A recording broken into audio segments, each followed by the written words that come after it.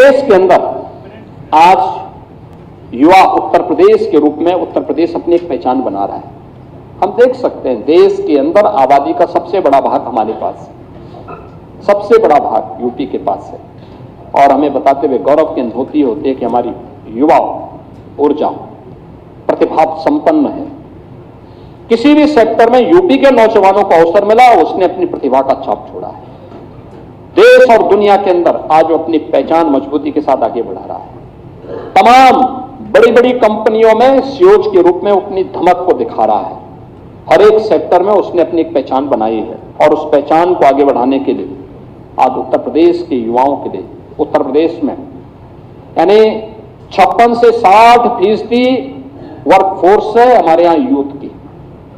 ये कार्य कामकाजी है और उसको शिक्षा के साथ कौशल विकास और तकनीक के साथ जोड़ने की कार्रवाई हो रही है, और इसके लिए artificial intelligence, digital technology, defence manufacturing, semiconductor और डाटा साइंस जैसे सेक्टर में भी हम लोगों ने तेजी के साथ इस कार्यक्रम को आगे बढ़ाने का काम किया है। हम सब आभारी हैं आदरणीय प्रधानमंत्री जी के, जिन्होंने कोविड कालखंड में 2020 में देश को एक नई राष्ट्रीय शिक्षा नीति दी है।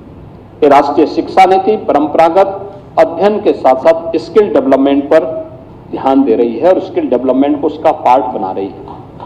और प्रदेश के अंदर हम लोगों ने इसी को ध्यान में रख करके आज अपने कार्यक्रम को आगे बढ़ाया है। और मुझे बताते हुए प्रसन्नता है कि जब हम इस बार के बजट में आपने देखा होगा, ये जितने भी इमर्जिंग टेक्नोलॉजी है, इसमें प्रदेश सरकार ने उस पर अपनी कार्रवाई को तेजी के साथ आगे बढ़ाया है। आपने देखा होगा डाटा आज की सबसे बड़ी ताकत बन चुकी है। स्टेट डाटा अथॉरिटी के गठन की कार्रवाई हम लोगों ने बजट में उसका प्रावधान किया है। एआई आज देश का इमर्जिंग सेक्टर है, जिसमें आज मैंने बताया कि 5 दिवसीय एआई इम्पैक्ट समिट दिल्ली में आदरणीय प्रधानमंत्री जी के द्वारा आज उद्घाटन किया गया है, और दुनिया भर के राष्ट्राध्यक्ष इस कार्यक्रम में आज दिल्ली में सहभागी कर रहे हैं। यानी इस सेक्टर में कार्य करने की जो सबसे पहली आवश्यकता है वह डाटा सेंटर क्लस्टर की, और डाटा सेंटर क्लस्टर के लिए भी हमने इस बजट में व्यवस्था की है।